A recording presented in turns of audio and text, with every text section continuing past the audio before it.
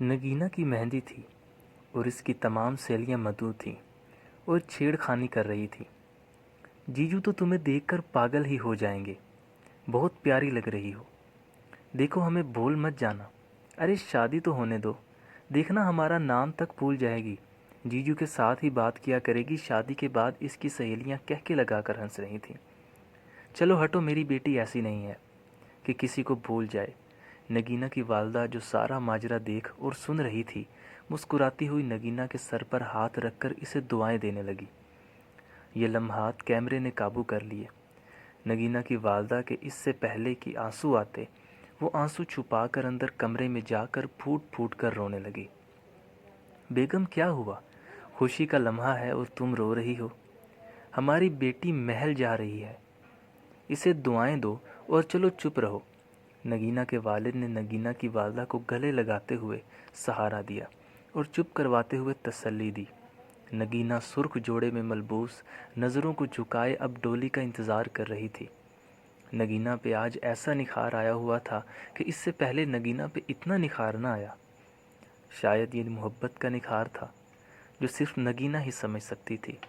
نگینہ کا دل ایک لمحے بہت زیادہ خوش اور اگلے ہی لمحے گھر والوں سے جدائی کا بھی غم تھا کہ موبائل پر بیل بجنے پر نگینہ کا دھیان فون پر گیا اور مسکراتے ہوئے اسکرین کو دیکھا جس پر ارشد کا نام تھا۔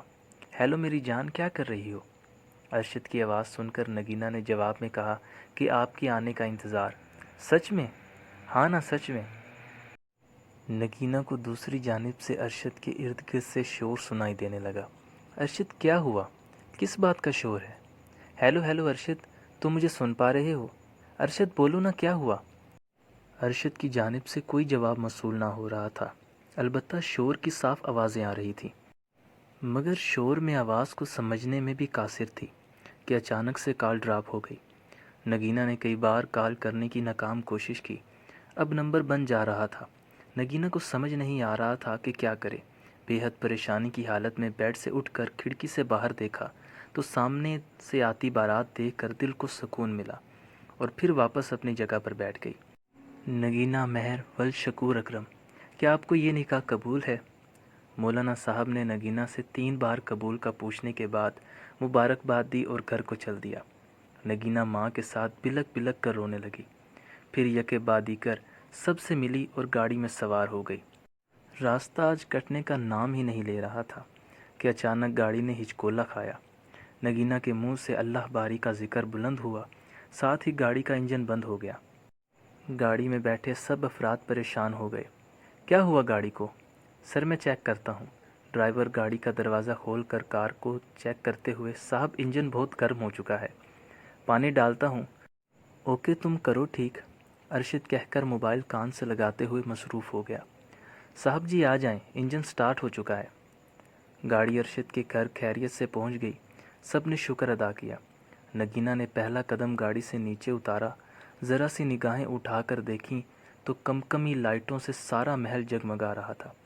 قدم نیچے رکھتے ہی گولوں کی آواز سے محل گونجنے لگا۔ نگینہ اب گھر کے اندر قدم رکھ چکی تھی۔ ارشد کے گھر میں ان کے قریبی 2-4 خاندان کے لوگ ہی آئے تھے۔ نگینہ کے قدم زمین پر پڑتے ہی گولوں کی آوازیں گونجنے لگیں، جس سے ماحول میں 4 چاند لگ گئے۔ ارشد کی کزنز نے مل کر نگینہ کا بھرپور استقبال کیا۔ بھائی پیسے؟ ارشد کی فیملی میں دروازہ رکوائی کی رسم تھی۔ تمام کزن اکٹھی ہو کر ارشد سے پیسے ایسے مانگنے لگیں جیسے تاوان مانگا جاتا ہے۔ ارشد کی چونکہ کوئی بہن نہ تھی، اس لیے وہ اپنی کزنز کو ہی بہنیں مان رہا تھا۔ بھائی ہمیں تو 50,000 ہی چاہیے، اس سے کم میں تو کوئی بات نہ بنے گی۔ اپنی بھابھی سے پوچھو، اگر اجازت دیتی ہے تو لے لو۔ اوہو، ابھی سے جوروں کا غلام بننے جا رہے ہو؟ ہاں ہاں ہاں۔ اب تمام ماحول مزید خوشگوار بن گیا تھا اور نگینہ بھی مسکرا دی۔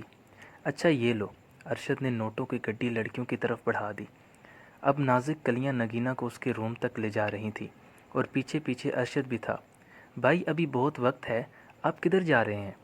ان میں سے ایک لڑکی نے شرارتی انداز میں ارشد کو کہا۔ ارشد کچھ شرمندہ ہونے کے بعد باہر کی طرف چل دیا۔ نگینہ نے اپنے قدم اس سجے سنورے کمرے میں رکھے اور کمرہ دیکھ کر حیران رہ گئی۔ نگینہ کے ہر قدم پر گلاب کے پھول کی پتیاں بکھری پڑی تھیں۔ کمرہ لائٹ سے روشن تھا، بیڈ پہ پھولوں کا گلدستہ اور پھول بکھرے گئے تھے۔ پرفیوم کی مہک چاروں طرف کمرے کو مہکا رہی تھی۔ نگینہ نے جیسا سوچا تھا اس سے اچھا کمرے کو پایا۔ رات کے 11 بج چکے تھے اور اب نگینہ کی دھڑکنیں تیز ہونا شروع ہو گئی تھیں۔ دروازے کی کھٹ کھٹ نے نگینہ کو متوجہ کیا اور باہر سے ارشد درآمد ہوا۔ آج میری دنیا مجھے مل گئی ہے۔ کیا میں خواب تو نہیں دیکھ رہا؟ آج تم میری محرم بن گئی ہو، اس سے بڑھ کر کوئی خوشی نہیں۔ آج ارشد کے منہ سے پہلی بار ایسے لفظ نکل رہے تھے جو آج سے پہلے کبھی بھی ارشد نے نہ کہے تھے۔ نگینہ شرم کے مارے نگاہیں مزید جھکاتی جا رہی تھی۔ ارشد نے حق مہر میں نگینہ کو پلاٹ اور مکان اس کے نام کر دیے تھے۔ زیور سے لدی ٹرے جو پہلی رات کا تحفہ تھی ارشد نے نگینہ کے سپرد کر دی۔ کم و بیش 50 تولے کے زیورات اس میں موجود تھے۔ مخمل کی چادر پر بیٹھی تھی جو بے حد سکون دہ تھی۔ ارشد نے نگینہ کا ہاتھ تھام لیا